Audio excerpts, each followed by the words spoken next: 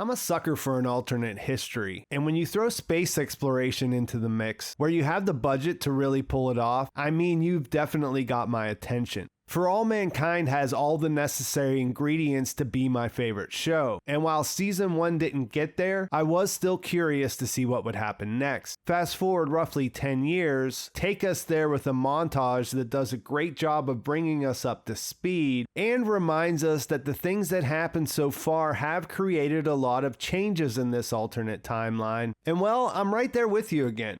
Hey guys, Pete here. This is my breakdown for Season 2, Episode 1 of For All Mankind on Apple TV+. As a warning, this video will contain spoilers if you haven't watched the episode yet. The Season 2 premiere is titled Every Little Thing, after the Bob Marley song that the Jamestown Base astronauts sing together over their radios after watching the sunrise on the moon. Before we get there, we catch up with Ellen, who we last saw closing out the first season in an interview from the exact same place. At that time, she was alone after she relieved Ed, and now 10 years later, she's got a lot of company. She's still talking to Larry, though, making plans for when she returns, which means that she's taken Deke's advice to continue to keep her secrets. One thing that stands out from their conversation is that it sounds like this is Ellen's last mission. Building off the momentum of the opening montage, there was a lot I'd liked about this sequence at the base. They reveal how things have changed after the time jump through the details that are packed into every shot. We notice how much bigger the station is now. We see a Canadian flag on one of the astronauts' suits. We see ESA patches there as well, and there's more than a dozen astronauts milling around. Jamestown Base is a lived-in place now, and it's easy for us to imagine how things progressed from where they were the last time we were there.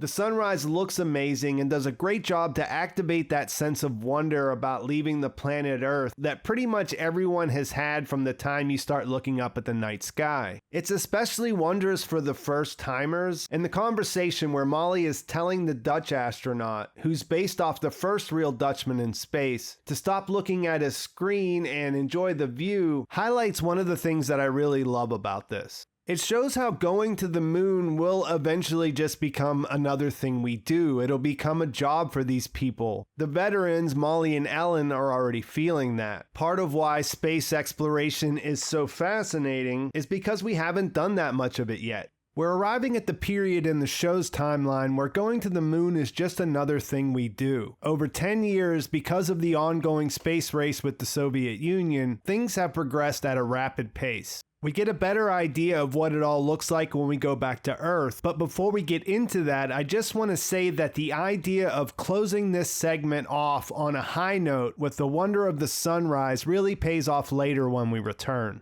We go back 24 hours in time and see Margot wake up in her office, which is a nice callback to her introduction in the series. And again, there are plenty of details to mark the differences from when we last saw her. She's got photos of shuttle launches hanging on her wall, a 20-year service award, and she's got this huge office telling us she continued to advance in her position at a NASA that's moving its space program forward at an accelerated pace. That's all good because Margot is one of my favorite characters, and after we visit her, we see what's going on with the rest of them. Ed Baldwin is now the chief of astronauts. He stepped into Deke Slayton's old role. On top of the really sweet photo he has of Molly holding the ice from the last season on his wall, we see that there are tons of active astronauts under his command based on his crew chart, and he's also achieved the rank of admiral. His wife Karen is now running the Outpost, and they've adopted a daughter who's already looking at college. So far, we haven't really learned anything about that.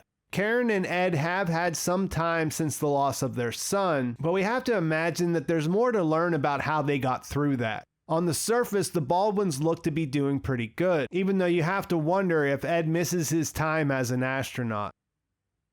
Some of our other astronauts, Gordo and Tracy Stevens, on the other hand, are no longer together. Gordo has let himself go. He seems to be drinking every time he's on screen, and he learned that his ex-wife got remarried by watching an interview with her on television. The fact that she's on The Tonight Show starring Johnny Carson paints a picture where she's a pretty big celebrity, considering this was one of the most watched shows out there in our timeline. I'll circle back to these two when I get into speculation about where things are going in the season at the end of this video. The only two regular characters from last season that we don't really get caught up with are Danny and Pam. Considering Karen has taken over the Outpost and Ellen is still with Larry, what happened to Pam is an open question. We see that a lot of the other characters are still with us. In the scenes where we move around Mission Control, we have a Thomas Paine sighting, Bill's still with us, and Margot's assistant is a familiar face. And we see that there is a big tech overhaul since the last time we've seen this place, and it's pretty impressive. There's also a noticeable increase in the military presence. There's an office right there outside of Mission Control. And I guess this is as good a time as any to explore some of the ripple effects that happen in this timeline. There was a lot of interesting stuff in the opening montage, and there are a bunch of short videos included on the watch page on Apple TV that fill in more details about the years that have passed between seasons. Some of the most important things that jumped out to me in relation to the show's timeline is that Ronald Reagan became president in 1976 instead of 1980. And at that same time, the space treaty with the Soviet Union was scrapped. This means that Reagan is coming to the end of his second term and that there is the possibility of militarizing things on the moon. NASA has successfully landed an unmanned rover on Mars after several failed attempts by both the US and the Soviets. Perhaps because of the continued focus on the space race, the Soviets never invaded Afghanistan, and in our timeline, that was a contributing factor in their fall. They never really fully recovered from that. The US involvement there in Operation Cyclone, which funded the Mujahideen, also led to the rise of terrorist organizations in that region and produced characters like Osama bin Laden. So there's some interesting ripple effects there for how both sides will progress over the next few decades. And to this point, nothing has happened to slow down the space race. The US now has a fleet of NASA space shuttles, and the military has shuttles of their own. There's a next generation shuttle called the Pathfinder already in the works, and we see that some of the technology developed for the space program is producing advancements in everyday life. There are electric cars now with these cool remote controls, and 3 Mile Island never happened. I guess the thing that seems most important for our story is that we get the feeling that tensions in the Cold War are very high. We hear Bradford mention Berlin to Margot, and in the video short about 1982, we find out that there was an incident there at that time where a couple escaped over the Berlin Wall. They were pursued by an East German tank and killed on the other side, and that led to a situation where the two sides exchanged fire. That raised the threat level to DEFCON 4, and later in the episode, when the solar storm happens, we see Bradford make the recommendation to move to DEFCON 3. The solar storm is the big event of the episode. We go back to the moon, where everything was going to be all right, and learn that actually it's not.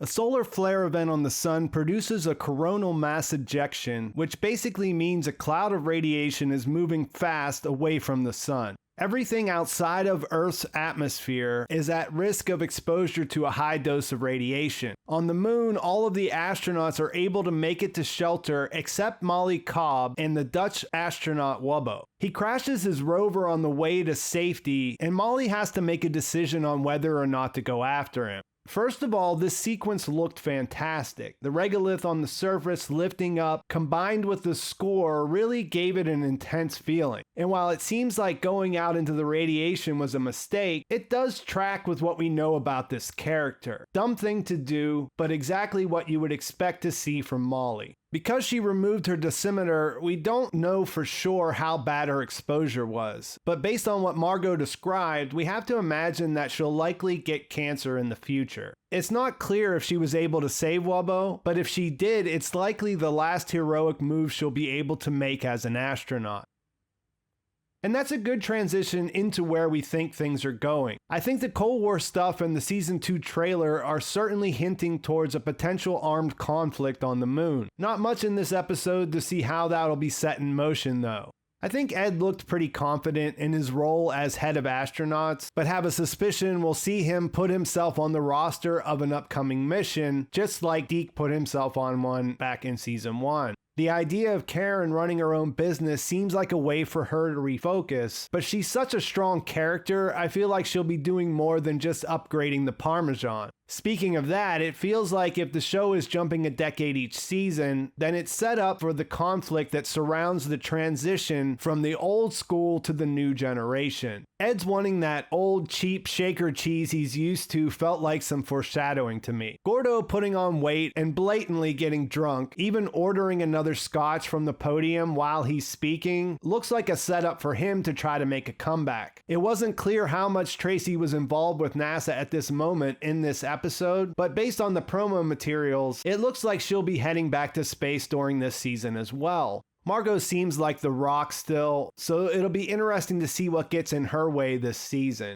Molly probably won't die, at least not right away. I have to guess that she'll be done as an active astronaut though. She's also a great character, so let's hope they find something for her to do that keeps her involved with things. I thought this was a really promising start. Season 1 had some great ideas and some memorable events, and I never thought about not continuing when I was watching it, but it sort of had too much going on, and it just felt weighed down and unsatisfying in a lot of places. At the same time, the space stuff all looked great. It's cool to speculate on the idea they're putting out there, how things would change. The cast is solid all the way down, the score is top notch, and put together they pull off some powerful moments. What's promising about season 2 is that the world is already established, and perhaps that'll mean the end of some of the slogginess. The beginning of the second season comes off as a big improvement, and I'm excited to see where it goes from here. I feel like if it existed in an alternate timeline where the show aired on HBO in 2017, it would be a big hit, and I'd probably be doing bonus videos where we look at every clue that we can find hanging on the walls around Mission Control. So I'll probably stick with making videos about each episode if there's interest. And with that, I think I'll leave it there. There's a lot going on in episode 1, so let's continue the conversation in the comments. Let me know what you think about the show and about where you think things are heading. Please like this video if you enjoyed it. Please subscribe to my channel if you haven't already. And thanks for watching. I'll talk to you soon.